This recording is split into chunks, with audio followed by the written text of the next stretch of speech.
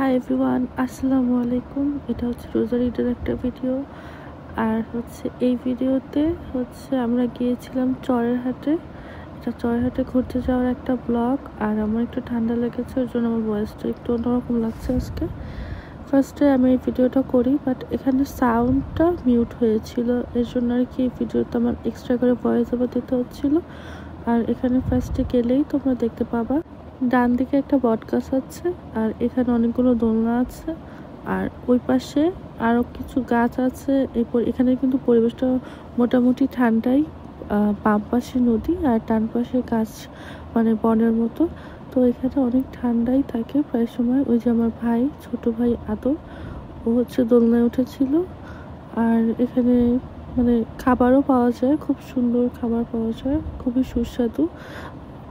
এখানে বেশি যে খাবারটা চলে সেটা হচ্ছে গ্রিলের সাথে নান। এই খাবারটা এখানে অনেক বেশি মানে করা হয়, বিক্রি করা হয়। অ্যান্ড এখানে কিন্তু বেশ বড়ই একটা জায়গা, নেভিদের ক্যাম্পের পাশে চরহাটের যে জায়গাটা, এটা একটা পুকুরের মতো আছে। এই পুকুরটাতে কি চাইলে নৌকা দিয়ে যাওয়া যায়। নৌকা না, ওই যে পা দিয়ে ঘুরালে সাইকেলের মতো যেই নৌকাগুলো থাকে না, সেই নৌকাগুলো এখানে চালানো যায়।